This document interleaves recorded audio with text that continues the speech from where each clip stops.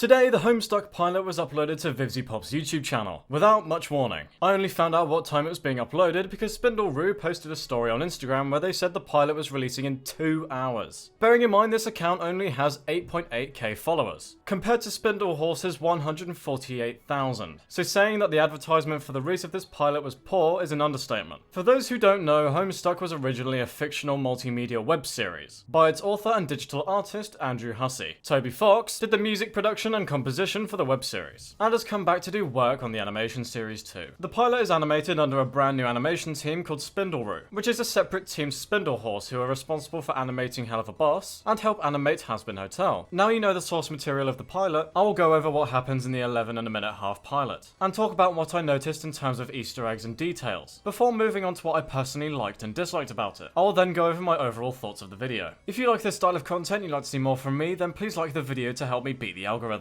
And sub to the channel as I'm trying to see how quickly I can get to 30k. Now, let's get started. We start off in the middle of the desert where a man is wearing some sort of robed outfit, and he's staring at a giant computer screen where he seems to be spying on everyone in the pilot. We then cut to John Egbert, the protagonist's room, where he gets ready for his big day. That day being his birthday. His father has put a cake and a note on his desk with a loving note on it. The narrator gives John an undignified username, but John chooses to ignore it. After collecting all of the cake scattered in the room, John gets a call from Dave, who the pilot calls Unsufferable Prick. Dave asks John what he got from his dad for his birthday, and to their surprise, John got a poster of what sounds like his favourite band, Little Monsters. The narrator then introduces us to the inventory system, where you can only have 4 items, and if you add a 5th, the first item gets kicked out. John and Dave then equip their weapon of choice, and Dave uses a katana while John only has a humble hammer. Dave asks if John has gotten a copy of the new game. Dave of course has 2, but acts nonchalant about it because he's just that cool. John sneaks downstairs with his comically bad disguise, and sees a present in the living room.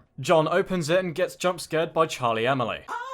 Rose then calls John and proceeds to simp over Dave for the next 30 seconds. Rose asks John if he's wearing his awful disguise and says it would be a bad idea to wear one in front of a distinguished man like his dad. John then says he's going to check the letterbox for the game, and after a weird piece of dialogue, he hangs up the phone. We also get an eerie silhouette of Rose's mother in the background. For the 3rd time, John receives another call from someone called Jade. She says happy birthday before John checks the letterbox. John sees that the letterbox is empty, and we have the narrator go on a tangent as if he's doing an outro, having the words Homestuck be plastered in the sky. John interrupts the narrator and asks Jade what she was saying. Jade asks if he got her package, and it turns out it's in his dad's car. John hears a crash over the phone and makes sure Jade is okay before hanging up the phone again, where of course Dave rings immediately again. Dave asks if John has seen his title drop yet, to which John is confused about what he's talking about. Dave almost snaps his fucking neck and just makes him look in the sky where the title is clear as day.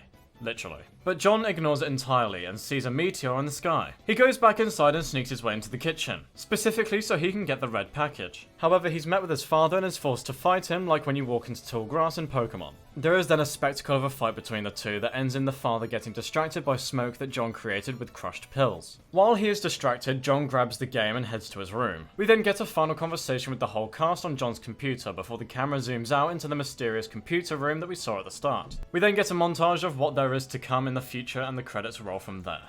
Now going over any details that I saw in the pilot, when John is fighting his father and he runs through the walls, the outlines of the holes in the wall are just his old sprite from the original webcomic. Dave also plays a record from an artist called Snop Doggy, which is a very obvious reference to the real rapper Snoop Dogg. I also noticed this poster on the wall that is a reference to the Ghostbusters 2 poster. I'm sure that there are other things that I missed, so please let me know what you noticed in the comments. Moving on to what I liked about the pilot, I like the choice of casting. I feel like Toby Fox did a really good job voicing John, especially since he isn't primarily a voice actor. And I really like that they got Chris O'Neill to voice the narrator. However, I think Adam MacArthur as Dave stole the show with his performance. I feel like his voice and how emotive he is really fits the character. I'm sure they were partially able to do this due to Richard Horvitz being their voice director for the pilot. I also feel like this is the first Spindle project where the colour palette is actually complementing the characters. They managed to make it massively colourful when it needs to be and more bland when there's nothing else to focus on. There were a few scenes that were a bit too samey, but I'm sure that that's something that can be buffed out in the future. The animation was also very smooth, and it's obvious that this was animated recently as Spindle's standards are always getting higher and higher. Now onto what I disliked about the pilot. I think the audio was very imbalanced. Some characters sounded too quiet, or characters that were speaking quietly were too loud compared to everyone else. This threw me off a bit, but thankfully this is just an issue that they can avoid in future episodes. I also found the pilot to be really confusing. I haven't consumed any Homestuck content before Spindle started working on it, and this pilot is unfortunately very punishing to watch if you're completely new to the series. I'm not sure if this is a world building issue or a pacing issue with the pilot, but half the time in my head I was just really trying to understand what happened in the past 2 minutes. I'm sure it's harder with this because they're trying to stay true to the original material. I just hope that they can take this on board in the future. Finally, there was this little thing with the animation where it looks like the houses are sliding on the ground.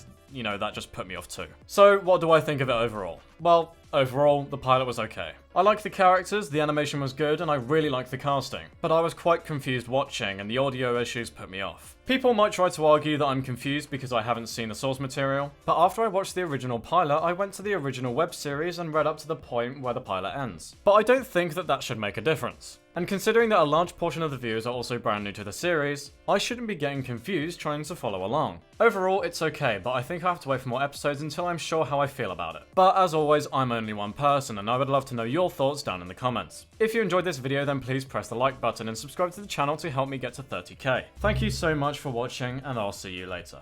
Bye.